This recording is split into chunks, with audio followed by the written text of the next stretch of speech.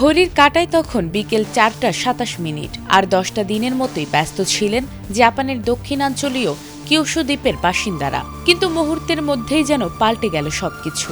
৭.১ মাত্রার এক শক্তিশালী ভূমিকম্পে রিখটার স্কেলের কাঁটা যখন তীব্রভাবে কাঁপছিল, তখন পায়ের নিচের মাটি রূপ নিয়েছিল এক জীবন্ত নরকে। ভূপৃষ্ঠের মাত্র 10 কিলোমিটার গভীরে থাকা এই ভূকম্পন লণ্ডভণ্ড করে দিয়েছে পুরো কুমামোতো প্রিফেকচারকে।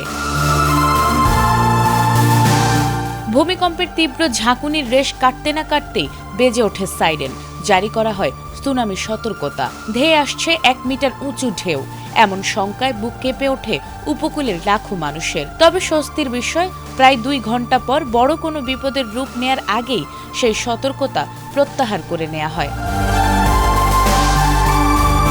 কিন্তু মূল বিপর্যয় তখনও অপেক্ষা করছিল। কাশিমা শহরের বিখ্যাত এইয়ন মলে যখন শপিংয়ে ব্যস্ত মানুষ, ঠিক তখনই তীব্র কম্পনে লিক হয়ে যায় গ্যাস লাইন। আর তার পরপরই ঘটে এক বিকট ভয়াবহ বিস্ফোরণ। মুহূর্তের মধ্যে শপিং মলের বাইরের দেয়াল উড়ে যায়, ধসে পড়ে 2য় তলার একাংশ। চারিদিকে তখন শুধু ধোঁয়া, আগুন আর বাঁচার আকুল আর্তনাদ। এই শপিং মলেই প্রাণ হারান 20 বছর বয়সী 2 তরুণী কর্মী।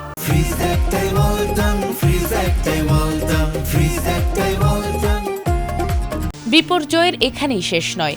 ইয়াতসুশিরো এলাকার একটি কাগজ কারখানার বিশাল চিমনি ধসে পড়ে চাপা পড়েছেন বহু শ্রমিক।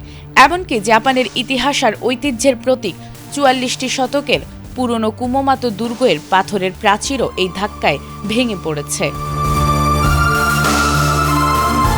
এখনো পর্যন্ত এই প্রাকৃতিক দুর্যোগ কেড়ে নিয়েছে অন্তত 13টি তাজা প্রাণ। ধ্বংসস্তূপের নিচে ছটফট করছেন আরও শত শত মানুষ, যাদের মধ্যে 387 জনেরও বেশি গুরুতর আহত।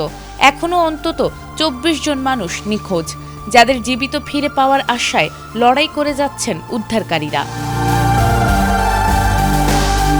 প্রধানমন্ত্রী সানায়ে তাকাইচির নির্দেশে রাতভর চলেছে জীবন বাঁচানোর লড়াই। 2.5 লাখেরও বেশি মানুষকে ঘরবাড়ি ছেড়ে আশ্রয় নিতে হয়েছে সাইক্লোন সেন্টারে। ট্রেন বন্ধ, বিমান চলাচল ব্যাহত, আর হাজার হাজার পরিবার এখন বিদ্যুৎ ও পানির তীব্র সংকটে দিন কাটাচ্ছেন। নাজমুন নাহার জান্নাত, এটিএন বাংলা।